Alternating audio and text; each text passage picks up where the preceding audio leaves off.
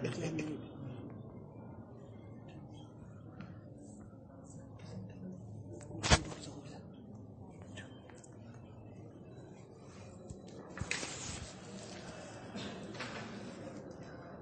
اللہ الرحمن الرحیم الحمد للہ رب العالمین والصلاة والسلام علی رسولہ الکریم سیدنا محمد بن عبد اللہ الامین وعلی آلہ وصحبہ اجمعین ومن تبعہم بإحسان الی یوم الدین اما بعد اعوذ باللہ من الشیطان الرجیم بسم اللہ الرحمن الرحیم الم تعلم ان اللہ یعلم ما فی السماوات والارض وان ذلك فی کتاب وان ذلك علی اللہ یسیر وقال رسول اللہ صلی اللہ علیہ وسلم ما اصابک لم یکن لیخطئک وما اخطأک لم یکن لیصیبک او کما قال علیہ الصلاۃ والسلام۔ محترم بزرگوں، معزز سامعین، ایمان جو ہمارے آپ کے لیے سب سے بڑی دولت ہے، اس کی بنیاد عقائد پر ہے، اور اللہ نے ہم کو جو یہ اس نعمت سے نوازا ہے، اس کا اصل مقصد تو دنیا میں خیر و عافیت کی زندگی کے ساتھ ساتھ نجات اخروی ہے کہ آخرت میں اللہ سبحانہ و تعالی ہر طرح کی بھلائی بہم پہنچائے اور ہر طرح کی جو ہے عافیت دوسری زندگی میں نصیب ہو اور وہاں نجات حاصل ہو، تو اس کی بھی بنیاد عقائد پر ہے۔ اگر عقائد درست ہیں تو سارا کی سارا ایمان کی جو عمارت کھڑی ہے ہماری، وہ عمارت درست ہے، اور اگر عقائد ہمارے درست نہیں ہے تو ایمان کی عمارت ہمیں نظر آ رہی ہے لیکن وہ ایسے ہی کھوکھلی ہے جیسے بغیر بنیاد کے آپ کسی عمارت کو کھڑی کر دیں۔ اور عقائد کی بنیاد کیا ہے؟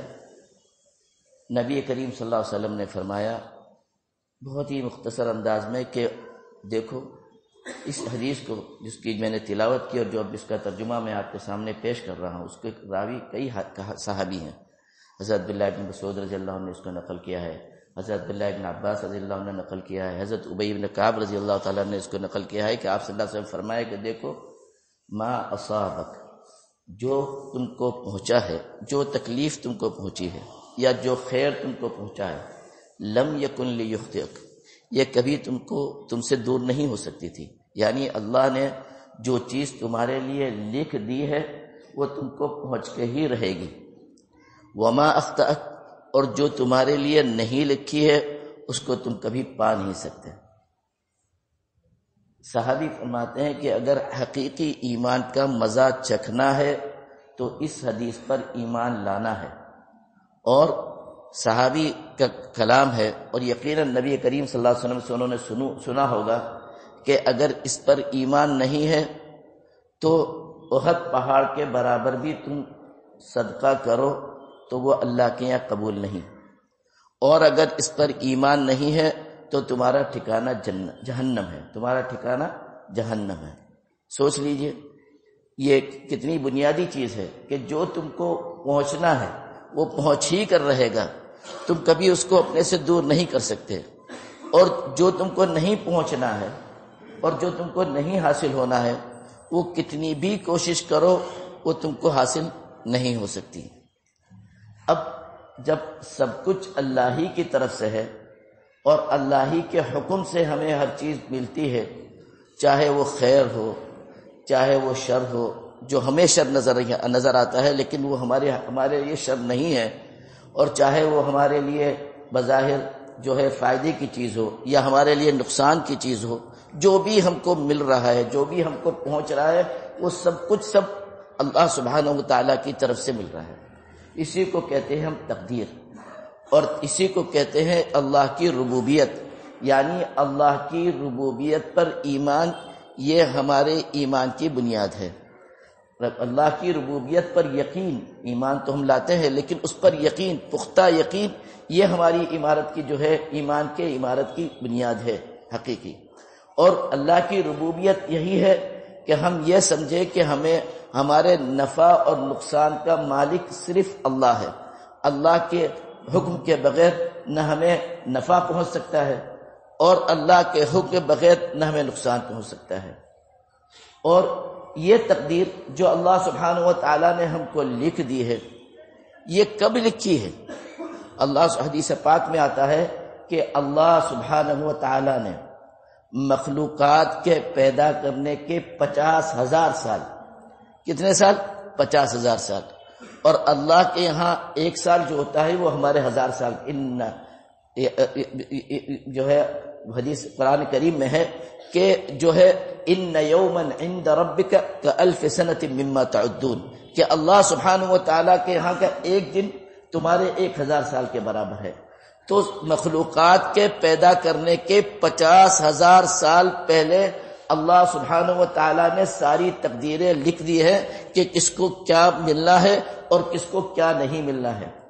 ایک اور حدیث پاک میں نبی کریم صلی اللہ علیہ وسلم فرمایا کہ اللہ سبحانہ و تعالیٰ نے سب سے پہلے قلم کو پیدا کیا، سب سے پہلے قلم کو پیدا کیا، سب سے پہلی مخلوق قلم ہے، اور پھر اللہ کا حکم قلم کے لیے یہ جاری ہوا کہ لکھو۔ اب عرض کیا قلم نے بار الہ کیا لکھوں؟ تو حکم ہوا کہ مخلوقات کی تقدیریں جو کچھ ان کو ملنا ہے اور جو نہیں ملنا ہے وہ سب لکھ دو۔ اسی لیے حدیث پاک میں ہے رفعت الاقلام وجفت الصحف، کہ قلم اٹھا لیے گئے ہیں اور جو ہے اللہ کے ہاں دفاتر خشک ہو چکے، اب وہ بدلنے والے نہیں ہیں۔ اب اگر ہمارا ایمان اس پر واقعی پختہ ہے اور ہمیں اس پر مکمل یقین ہے تو سوچئے کتنے مسائل جو ہے ہمارے درمیان جو ہے، جو اختلافات اور جو مشاکل ہمارے درمیان کھڑے ہیں، اسے ختم ہو جائیں۔ کیوں؟ کہ جو آپ کو تکلیف پہنچنی ہے وہ ضرور اللہ سبحانہ و تعالیٰ نے کسی کے ذریعے پہنچائی آپ کو، لیکن آپ کے مقدر میں تو اللہ نے لکھی تھی نا۔ اگر نہیں یہ ہوتا تو کسی اور کے ذریعے آپ کو پہنچتی نا۔ اور اسی طرح آپ کو کوئی نفع پہنچ رہا ہے تو آپ تو سمجھ رہے ہیں کہ میری کمائی آ رہی میرے جو ہے سروس کے، میری کمائی مل رہی مجھے تجارت سے، اور فلاں آدمی مجھے دے رہا ہے۔ یہ ہمارے ذہنوں میں نہیں رہتا ہے کہ اللہ نے جو ہے 50,000 سال پہلے یہ ہمارے لکھ دیا ہے، اور یہ سارے تو ذرائع ہیں۔ تو اگر ہمارا ایمان اس پر پختہ ہے تو جو ہے آپ یوں سمجھیے کہ پھر حقیقی ایمان کا مزہ ہم چکھیں گے، ورنہ پھر دعویٰ تو ہمارا ایمان کا ہوگا لیکن ہماری عمارت بہت کھوکھلی ہوگی۔ البتہ یہ ضرور ہے کہ دنیا دار الاسباب ہے۔ سنت الہی یہ ہے کہ دنیا میں جتنی بھی چیزیں ہوتی ہیں اس کے اسباب اللہ نے بنا دیے ہیں، چاہے بہت شاذ و نادر ہی ایسا ہوتا ہے کہ جو اسباب سے ہٹ کر وہ چیز ہو جائے، اس کو کہتے ہیں جو ہے انبیاء کے لیے اگر ہوئے تو معجزات، اور اگر کسی اولیاء و صالحین کے ہاتھوں پر کبھی کبھار ہو گئے تو اس کو کہتے ہیں کرامات۔ کرامات اور معجزات یہ ہیں کہ بغیر اسباب کے کسی چیز کا ظہور ہونا، اور یہ شاذ و نادر ہوتا ہے، شاذ و نادر۔ لیکن ساری چیزیں دنیا میں جو ہوتی ہیں وہ اسباب کے تابع ہیں۔ اگر سبب ہے تو مسبب ہوگا، اور اگر جو ہے سبب آپ نے اختیار نہیں کیا ہے تو مسبب نہیں۔ اسی لیے عربی کا بہت مشہور جملہ ہے کہ اللہ سبحانہ و تعالیٰ کسی کے لیے کوئی چیز مقدر کرتے ہیں تو اس کے لیے اسباب آسان کر دیتے ہیں، اس کے لیے اسباب مہیا کر دیتے ہیں۔ فَكُلٌّ مُيَسَّرٌ لِمَا خُلِقَ لَهُ، او کما قال علیہ الصلوۃ والسلام، کہ ہر ایک کے لیے وہ راستے آسان کر دیے گئے ہیں جس کے لیے وہ پیدا کیا گیا ہے۔ اگر کسی کے لیے اللہ سبحانہ و تعالیٰ ہماری آپ کی ہماری تمام ذریت کی حفاظت فرمائے، کوئی جہنم کے لیے پیدا کیا گیا ہے تو ان کے لیے وہی راستے آسان کر دیے گئے ہیں، اور اگر جن لوگوں کو اللہ سبحانہ و تعالیٰ نے جو ہے جنت کے لیے پیدا کیا تو ان کے لیے وہ راستے آسان کر دیے۔ کل میسر لما خلق لہ، جس کو اللہ نے جس کے لیے پیدا کیا ہے اور وہ اچھی طرح جانتا ہے، لا یسأل عما یفعل، اللہ نے کیا مقدر کیا اور کیا کرتا ہے، کیا اللہ سبحانہ و تعالیٰ کیا کرتے ہیں وہ اللہ سے کوئی پوچھ نہیں سکتا۔ اللہ حکیم ہے، اپنے مخلوقات کو جانتا ہے۔ الا یعلم لمن خلق وهو اللطیف الخبیر. اللہ سبحانہ وتعالی اپنی مخلوق کو اچھی طرح جانتا ہے کہ جو ہے وہ کس طرح جو ہے اس کے لیے کیا بہتر ہے اور اس کی کیا شرشت ہے اور اس کے لیے کیا مقدر کرنا ہے.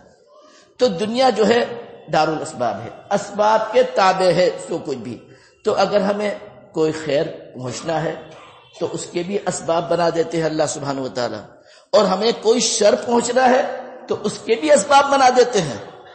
اور جو ہے شر کے بہت سے اسباب میں سے ایک عام سبب جو ہے وہ نگاہ بد ہے. بد نگاہی نہیں، نگاہ بد، بری نظر جسے کہتے ہیں، اپنی زبان میں کہتے ہیں نظر لگ جانا.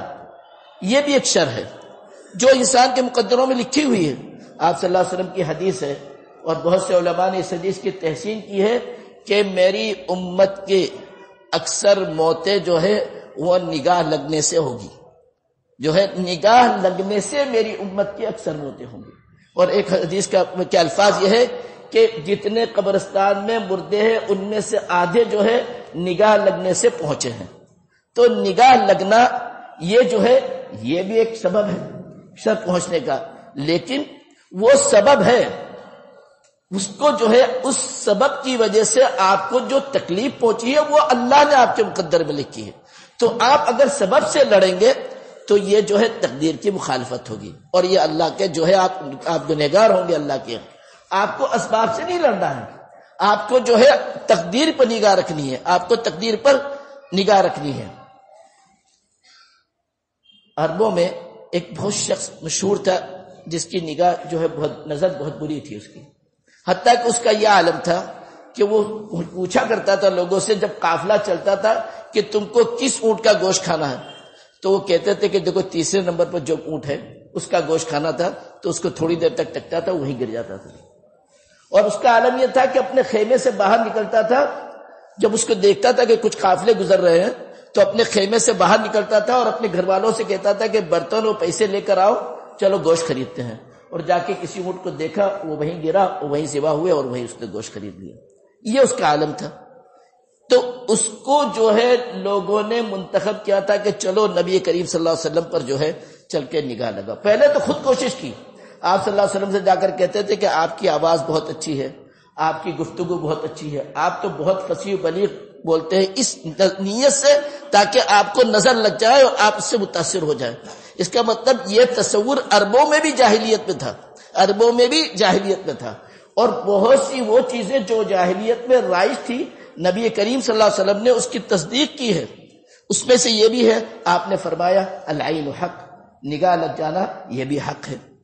تو پہلے تو خود کوشش کی، جب اس میں کامیابی نہیں ہوئی تو اس کو لے کر آئے.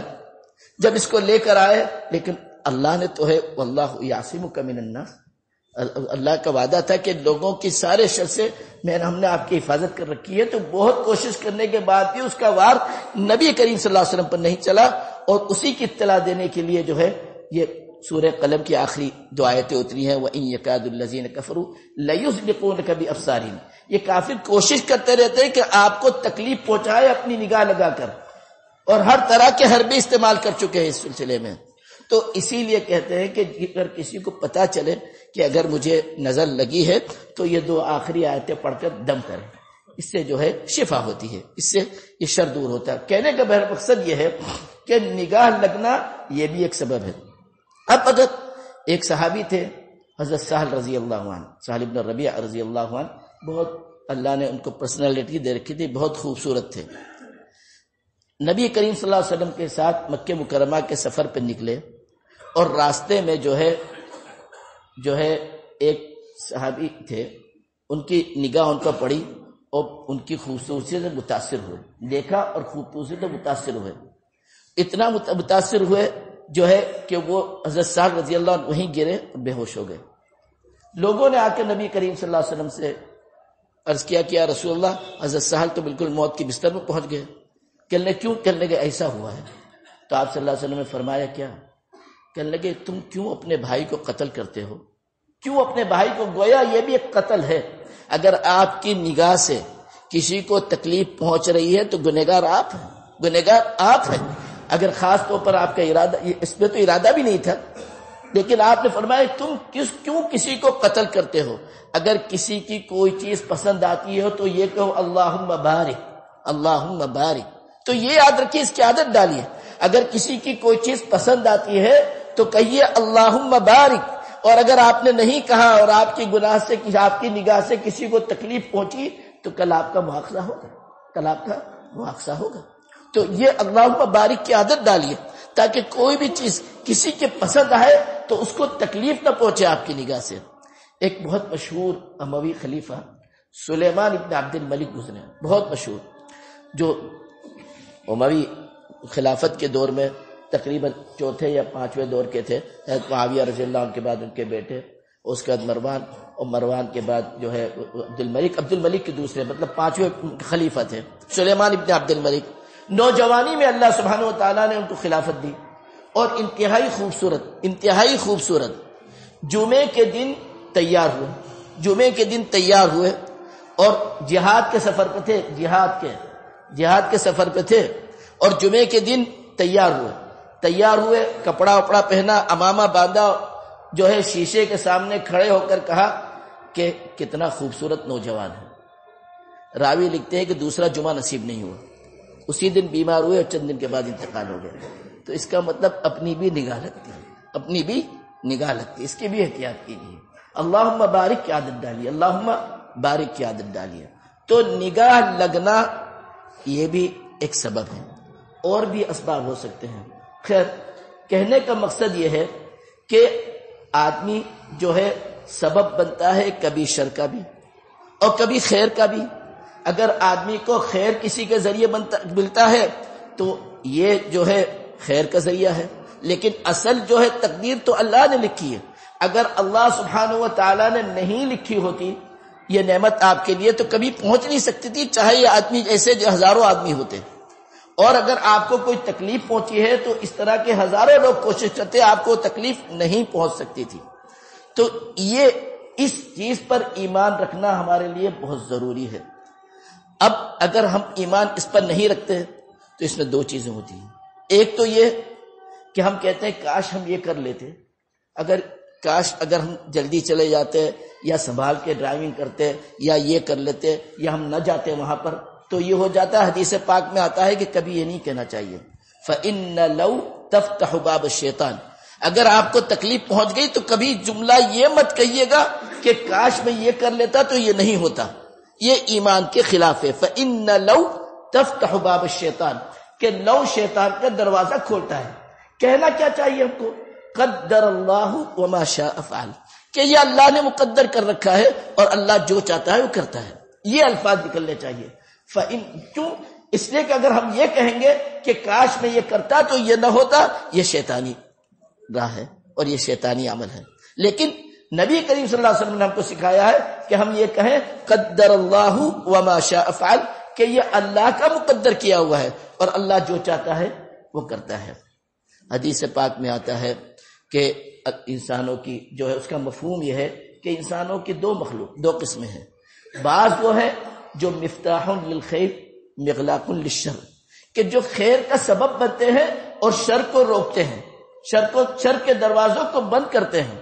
اور دوسری قسم جو ہے مفتاح للشر مغلاق للخیر، جو شر کے دروازے کھولتے ہیں اور خیر کے دروازے بند کرتے ہیں. تو آپ یہ سوچ لیجئے اگر آپ کو کسی کو تکلیف پہنچانا ہے تو آپ سبب ہیں. اس شخص کو تکلیف تو ضرور پہنچے گی لیکن آپ غلط استعمال ہو رہے ہیں. تو اگر کوئی شخص کسی کی جو ہے شکایت کرتا ہے یا کسی کے کان بھرتا ہے یا کسی کے خلاف سازش کرتا ہے کہ اس کو یہ دکان نہ ملے، اس کو یہ مکان نہ ملے، یا اس کو یہ چیز نہ ملے، یہ فلاں جگہ سے اس کا یہ دروازہ بند ہو جائے، تو یہ اچھی طرح سمجھ لیجیے کہ شیطان مجھے استعمال کر رہا ہے، ورنہ اس کے مقدر میں جو تکلیف ہے وہ اس کو پہنچ کر رہے گی. اسی لیے تو بہت مشہور عربوں کا جملہ ہے کہ قاتل کی قسمت میں گناہ لکھا ہے، تھوڑا سا صبر کر لیتا تو مر جاتا. اس لیے کہ موت تو ہمارا ایمان ہے کہ 1 منٹ آگے پیچھے نہیں ہو سکتی، لیکن قاتل کی قسمت میں گناہ لکھا تھا. اگر وہ نہیں قتل کرتا تو کیا وہ شخص نہیں مرتا؟ بالکل مرتا. اور یہ ہمارا ایمان ہے اور اس کو قرآن کریم نے بارہا کہا ہے لا یستأخرون ساعۃ ولا یستقدمون فاذا جاء اجلهم، موت کا وقت آ گیا تو آگے پیچھے ہو ہی نہیں سکتا ایک منٹ، لیکن وہی قاتل کی قسمت میں مان لکھا ہے۔ اگر اس پر ہمارا یقین ہے تو پھر سارے جھگڑے کیوں؟ ہمارے یہاں بہت سے خاندان کئی دسیوں سال سے بات نہیں کر رہے، کیوں؟ وراثت کا مسئلہ ہے کہ مجھے حصہ نہیں ملا۔ ارے حصہ نہ ملنا تو اللہ نے لکھ رکھا ہے، اب تم کیوں اپنی عاقبت خراب کر رہے ہو؟ جو تمہارا حصہ تم کو ملنا ہے وہ مل کر رہے گا، اور نہیں ملنا ہے تو لاکھ کوشش کرو، لاکھ تم اللہ کی نافرمانی کرو، تم کو وہ حصہ نہیں ملے گا۔ تم کیوں اپنی عاقبت خراب کر رہے ہو؟ پھر اس نے مجھے یوں تکلیف پہنچائی ہے اس لیے میں اب اس سے جو ہے رشتہ توڑتا ہوں۔ ارے تم کو تکلیف جو پہنچنی تھی وہ تو اللہ نے لکھ رکھی تھی، وہ تو چاہے تم یہ نہ ہوتا اس کی جگہ دوسرا ہوتا۔ جو تکلیف تمہارے مقدر میں تھی کیا وہ نہیں پہنچتی؟ پہنچتی۔ تو لیکن جو ہے اس کے اوپر ہمارے دوسرے جو ہے اعمال اس طرح کے کرے جس سے ہماری عاقبت خراب ہو۔ نہیں، اس نے میرا کاروبار خراب کیا ہے، یا اس نے مجھ کو یہ جو ہے اس طرح کی رکاوٹیں پیدا کی ہے، تو اس طرح خاندانوں میں اور ہمارے دوستوں میں، ہمارے بھائیوں میں جو اختلاف آئے ہیں وہ یہ سوچ کر کہ فلاں کی وجہ سے ہوئے، یا بعض لوگوں کا یہ ہوتا ہے کہ اگر کسی کا جو ہے احسان ہے تو وہ یہ سمجھتے ہیں کہ بھئی یہی میرا محسن ہے اور یہی مجھے کھانے پلانے والا ہے، تو ضرورت سے زیادہ اس کے سامنے وہ کرتے ہیں۔ نہیں، ایسا نہیں۔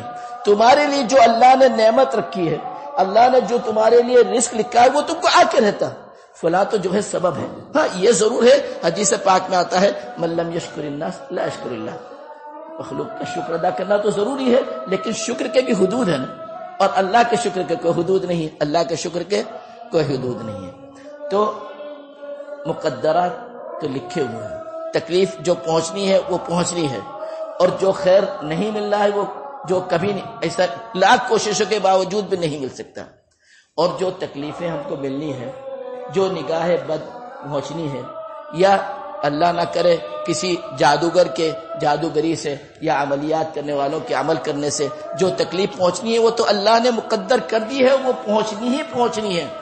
اب انسان کرے کیا اس سلسلے میں، کرے کیا؟ تو حدیث پاک کی روشنی میں ہم کو صبح شام کے اذکار بتائے گئے ہیں۔ صبح شام کے اذکار کی پابندی کیجئے، بہت سے مسائل دور ہو جائیں گے۔ اس کے باوجود بھی یاد رکھیے جو تکلیف اللہ نے لکھ رکھی ہے، اور خاص طور پر اگر آپ کے دل میں ایمان ہے اور مسجد سے آپ کا راشتہ مضبوط ہے، اللہ سے آپ کا تعلق ہے، تو تکلیف پہنچنی ہے۔ لیکن تکلیف پہنچ گئی تو آپ کا ذہن میں کبھی نہ آئے کہ فلاں کی وجہ سے ہوئی، کبھی یہ ذہن میں نہیں آئے، یہ ہمارے ایمان کے جو ہے منافی ہے، یہ ہمارے ایمان کی منافی ہے۔ میں آپ کو بتاؤں، حضرت شیخ الحدیث صاحب جو فضائل اعمال کے مصنف ہیں، ان کے قریبی رشتہ دار، ان کے نواسے نے مجھے بتایا، ایک مرتبہ گھر پہ آئے تھے تو انہوں نے بتایا کہ حضرت والا رحمۃ اللہ علیہ جو ہے ان کے یہاں مظفر پور کے گاؤں کا ایک شخص آیا کرتا تھا۔ ہمیشہ حضرت والا کا آخری سالوں میں معمول یہ تھا کہ جو ختم بخاری کے بعد رمضان کا اعتکاف ہوتا تھا، رمضان کے بعد وہ سعودیہ چلے جاتے تھے، مکہ مکرمہ، حج کے بعد پھر واپسی ہوتی تھی۔ بہرحال تو کہنے لگے کہ شوال میں ایک شخص آیا کرتا تھا مظفر پور کے کسی دیہات سے، حضرت والا اس کا بہت اکرام کرتا، کوئی نہیں جانتا تھا اس کو، لیکن جب بھی آتا تھا حضرت والا بہت اہتمام سے کھانا کھلاتے تھے اور بہت اہتمام سے جو ہے اس کا اکرام کرتے تھے، اور جاتے وقت تھوڑا ہدیہ دے کر اس کہتے تھے کہ بھئی جو ہے اس کو پہنچا کر آؤ، تم بس کا انتظار مت کرنا، تم اس کو بس اڈے تک چھوڑ کر تم آؤ۔ تو ہم لوگ اسی طرح حضرت کا حکم مان کر چلے آتے تھے، پتہ نہیں چلتا تھا کس بس پہ چڑھتا ہے اور کہاں سے آتا ہے کہاں جاتا ہے۔ جب جو ہے آخری سفر تھا حضرت کا، اس وقت حضرت کے ایک بہت قریبی جو رشتہ دار، انہوں نے پوچھا حضرت سے کہ حضرت یہ بتائیے کہ یہ شخص آج بھی آ کر گیا، کئی سالوں سے آ رہا ہے، تو آخر جو ہے یہ اس کا تعلق آپ سے کیا ہے؟ کہنے لگے کہ جوانی سے اس نے میرے پیر پر عملیات کر رکھا ہے، جس کی وجہ سے مجھے دونوں پیروں میں تکلیف ہے، اور ہر سال خبر لینے آتا ہے کہ ٹھیک ہوئے کہ نہیں ہوئے، تاکہ میں غور پھر کر دوں دوبارہ، اور مسلسل وہ اس کی جو ہے تجدید کرتا رہتا ہے۔ اب وہ تو دی اللہ والے تو ان کو معلوم تھا کہ یہ تکلیف تو اللہ نے لکھی ہے، اس کو تو سبب بنایا ہے، اس کی تو آخرت خراب ہو رہی ہے، اس کو تو سبب بنایا ہے۔ ہمارے استاد محترم حضرت قاری امیر حسن صاحب رحمۃ اللہ علیہ، جس کو اپنے وقت کا قطب کہیے، جو لوگ ان کے ساتھ رہ چکے وہ جانتے ہیں اچھی طرح کہ کیا ان کا مقام تھا، لیکن جب ہم لوگ ہردوئی میں پڑھتے تھے ان کے لڑکے کی عمر شاید 17-18 سال کی ہوگی، بلکہ شاید اس سے بھی کم ہوگی، بس اس کی طبیعت یوں ہی خراب رہی، پتہ نہیں جادو کا اثر تھا یا کیا تھا، بیماری تھی واللہ عالم، لیکن مستقل بیمار رہے. لیکن کبھی حضرت والا رحمت اللہ علیہ کی جو ہے زبان سے یہ نہیں سنا کہ اس کے اوپر جادو ہو گیا ہے یا اس کے اوپر یہ ہو گیا. نہیں، یہ ایک مومن کی نگاہ صرف اللہ پر ہے. جو بھی ہوا ہے اسباب کیا ہے اس پر ہمیں نگاہ نہیں رکھی ہے. اس کے بعد ہم کو التجا اللہ سبحانہ وتعالی، جو تکلیف پہنچ گئی ہے اب اس کے پیچھے اسباب کے پیچھے آپ چلیں گے تو پھر جو ہے تکلیف کے علاوہ کچھ بھی نہیں ہوگا. تکلیف کے علاوہ کچھ بھی نہیں ہوگا. آپ پیچھے پلٹ کر اسباب کی طرف مت دیکھیے، آپ یہ دیکھیے کہ جو تکلیف پہنچی ہے وہ ختم کیسے ہوگی، اس پر ہمیں نگاہ رکھنی چاہیے. اور جو ہے آپ اللہ سبحانہ و تعالیٰ سے اس مانگنے کا عادی رہیے کہ یا اللہ ساری تقدیر تو تیرے پاس ہے، اور جتنا ہم کو نبی کریم صلی اللہ علیہ وسلم نے بتایا ہے صبح شام کے اذکار اس کی ہم پابندی کرتے ہیں. باقی جو ہے آپ کے اوپر چھوڑ دیا اور آپ ہی پر توکل ہے. تو دعا کی کثرت کا اہتمام کیجیے کہ اللہ سبحانہ و تعالیٰ تکلیفوں سے حفاظت فرمائے. اللہ سبحانہ و تعالیٰ تکلیفوں سے حفاظت فرمائے تو اس سے آپ محفوظ رہیں گے. جتنی دعا کثرت سے کریں گے، اور دعا کے لیے کوئی ضروری نہیں کہ آدمی بہت دیندار ہو، بس اللہ سے اس کا رشتہ ہو، اور جتنی اچھی نماز ہوگی اتنی اچھی دعا کی توفیق بھی ہوگی. جب آپ کی نماز میں اچھی خشوع خضوع پیدا ہوگا اتنی نماز کی دعا کی توفیق بھی اچھی ہوگی. تو کثرت سے دعا کا اہتمام کرے. کیوں؟ لا يرد القضاء الا الدعاء. تقدیریں بھی دو طرح کی ہیں. بعض تقدیر اللہ نے ایسی لکھی ہے کہ میرے بندے کو جو ہے دعا کی توفیق ہوئی تو اس کے اوپر سے خیر یہ ہٹا دوں گا، اور اگر دعا کی توفیق نہیں ہوئی تو نہیں ہٹے گی. اور بعض تقدیریں مبرم ہیں جو نہیں ہٹنی ہے دعا کے باوجود بھی، وہ سب اللہ کے علم میں، وہ سب اللہ کے علم میں ہے. جو ہے خوارزم شاہ کی حکومت میں جب چنگیز خان اپنا لشکر لے کر آیا تو اس زمانے میں اورگنج وہاں کا پائے تخت تھا اور دار سلطنت تھا. وہاں ایک سہروردی سلسلے کے بہت عالیشان بزرگ تھے اور بہت ہی عظیم المرتبت بزرگ تھے، اور ان کی خدمت میں لاکھوں آدمی رہتے تھے. تو 2 سال پہلے اپنے خانقاہ کے تمام لوگوں سے کہہ دیا کہ سب لوگ اپنے اپنے گھر چلے جائیں. کہنے لگے کیوں، خیریت تو ہے؟ کہنے لگے ایک ایسا عذاب آئے گا کہ جس میں بھی شہید ہوں گا اور میری خانقاہ میں جتنے لوگ ہوں گے سب شہید ہوں گے. تو بہتر یہ ہے کہ سب لوگ اپنے اپنے علاقے میں واپس چلے جائیں. تو خانقاہ خالی ہو گئی. صرف کتنے آدمی رہ گئے اس میں؟ 10,000. خانقاہ خالی ہو گئی، صرف 10,000 آدمی رہے. سوچئے کتنی مرجعیت ہوگی، کتنی مرجعیت ہوگی. تو لوگوں نے کہا کہ آپ تو اللہ نے مقام دے رکھا ہے، دعا کر دیجئے کہ اللہ سبحانہ و تعالیٰ اس عذاب کو ٹال دیں. تو کیا جواب دیا کہ یہ تقدیر مبرم ہے، ٹلے گی نہیں. یہ تقدیر مبرم ہے، ٹلے گی نہیں. تو میرے محترم بزرگوں اور دوستوں، ہمارا کام دعا کرنا ہے، ہمارا کام دعا کرنا. اور یہ یاد رکھیے کہ جتنا اللہ سے تعلق مضبوط ہے آزمائش آئے گی، آزمائش آئے گی، لیکن اللہ سبحانہ و تعالیٰ سے صبر مانگیے، اللہ سبحانہ و تعالیٰ سے صبر مانگیے. اور یہ کہ اللہ میرا ایمان کمزور ہے، اور ہمارا ایمان کمزور ہے، میں اس لائق نہیں ہوں کہ اس آزمائش کے، تو بغیر آزمائش کے تیرا قرب نصیب فرما، بغیر آزمائش کے تو اپنی معیت نصیب فرما. اللہ سے جو ہے التجا کرتی رہنا چاہیے، اللہ سے التجا کرتا رہنا چاہیے. کیوں کہ جو کسی پر اگر اللہ سبحانہ و تعالیٰ کسی کے ہلاکت کے فیصلے کرتے ہیں تو پھر اس کے اوپر جو ہے آزمائشوں کے دروازے بند کر دیتے ہیں، ان پر آزمائش نہیں ہوتی اور دنیا کے دروازے کھل جاتے ہیں. ایک آخری بات سن لیجیے اور پھر اس کے بعد میں اپنی بات ختم کروں گا. ایک شخص بہت گنہگار تھا، بہت گنہگار، ایسے گناہ کہ مسجد میں ذکر کرتے ہوئے بھی اس کے گناہ کی شرم آتی ہے آدمی کو، بلکہ آدمی کو اپنی زبان پہ لانی بھی نہیں چاہیے. ایسا گنہگار انسان، اس شہر کے والی کو یہ حکم ہوا کہ اس کو بلا کر اپنا وزیر بنا لو. خواب میں آیا، ایک شخص کہا کہ فلاں آدمی کو بلا کر اپنا وزیر بنا لو. اب یہ ہوا کہ بھئی فلاں آدمی کو بلا کر اپنا وزیر بنا لو، کیوں بنا لیں؟ خواب ٹوٹ گیا.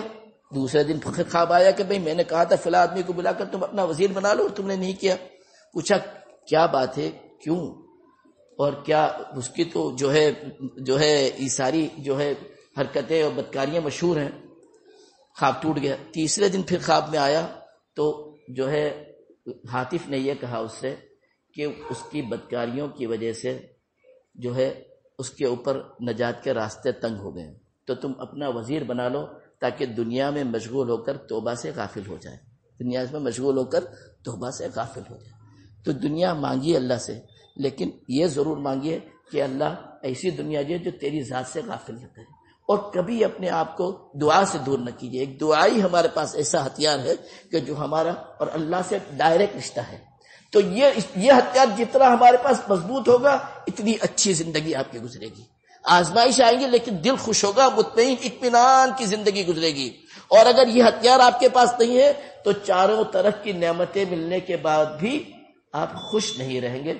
اور اللہ سبحانہ و تعالیٰ مجھ کو بھی اس پر عمل کرنے کی توفیق عطا فرمائے، آپ کو بھی اس پر عمل کرنے کی توفیق عطا فرمائے، اور ہم سب کے لیے اللہ سبحانہ و تعالیٰ آخرت جو ہے دنیا سے بہت بہتر بنائے. سبحان ربک رب العزت عما یصفون وسلام علی المرسلین والحمد للہ رب العالمین.